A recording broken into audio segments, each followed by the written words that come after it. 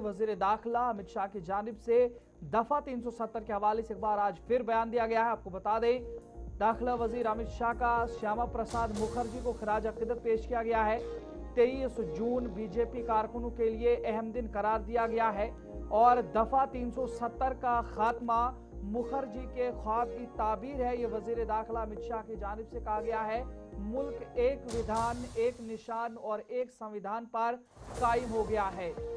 वजीर दाखिला अमित शाह ने नई दिल्ली में NAFED के नीलामी पोर्टल के इफ्तिताही तकरीब से खिताब करते हुए भारतीय जनसंघ के बानी और मुमताज रहनुमा श्यामा प्रसाद मुखर्जी को उनकी बरसी पर खराज अकीदत पेश किया। उन्होंने कहा कि 23 जून का दिन बीजेपी कारकुनों के लिए खुसूसी अहमियत रखता है, क्योंकि इसी दिन श्यामा प्रसाद मुखर्जी ने कौमी यकजहती और सालमियत के लिए अपनी जान का नजराना पेश किया था। दाखिला वजीर अमित शाह ने कहा कि मुखर्जी ने तकसीम हिंद के दौरान मगरबी बंगाल को भारत का हिस्सा रखने के लिए जद्दोजहद की, जबकि मशरकी बंगाल पाकिस्तान का हिस्सा बना और वो भारत के इत्तेहाद के मजबूत हामी थे।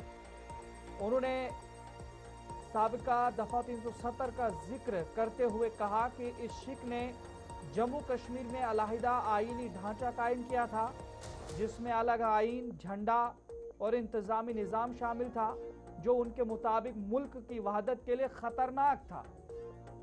उन्होंने मजीद कहा कि मुखर्जी ने इसी निज़ाम के खिलाफ तहरीक चलाई और एक मुल्क, एक आईन, एक परचम या एक विधान, एक निशान और एक संविधान का नारा दिया और जम्मू कश्मीर में दाखिले के इजाजतनामे के निज़ाम की मुखालफत करते हुए गिरफ्तारी भी दी। उन्होंने मजीद कहा कि मुखर्जी ने नेहरू काबीना से इस्तीफा भी दिया था। वजीर दाखिला ने दावा किया कि 2019 में दफा 370 के खात्मे के बाद श्यामा प्रसाद मुखर्जी का ख्वाब पूरा हुआ है।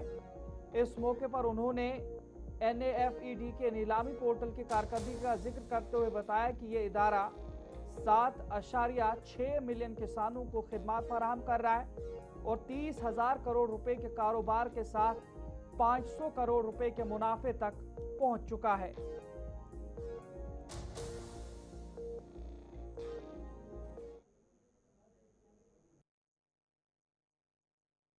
आजादी के पहले जब विभाजन हो रहा था, तब बंगाल का विभाजन कर पश्चिम बंगाल भारत में रहे और पूर्वी बंगाल पाकिस्तान में जाए, जो आज का बांग्लादेश है।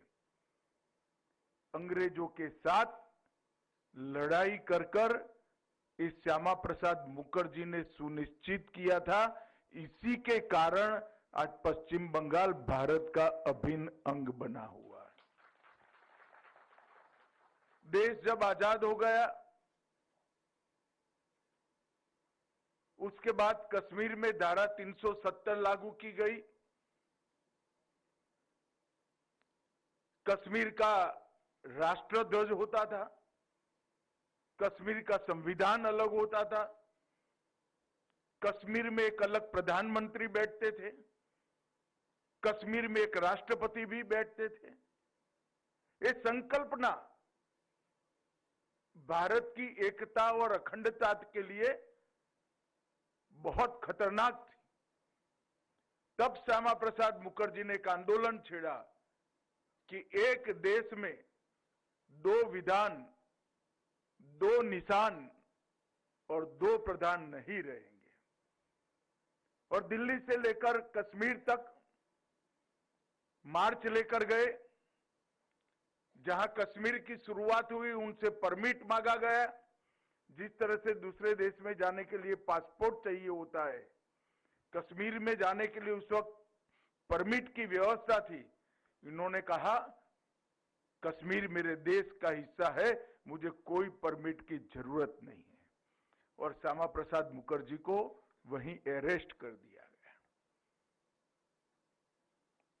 और उस जेल में ही श्यामा प्रसाद मुखर्जी का संवेदनास्पद मृत्यु भी हुई। उन्होंने इसी मुद्दे पर जवाहरलाल जी के प्रथम मंत्रिमंडल से उद्योग मंत्री के रूप में इस्तीफा भी दिया था और आज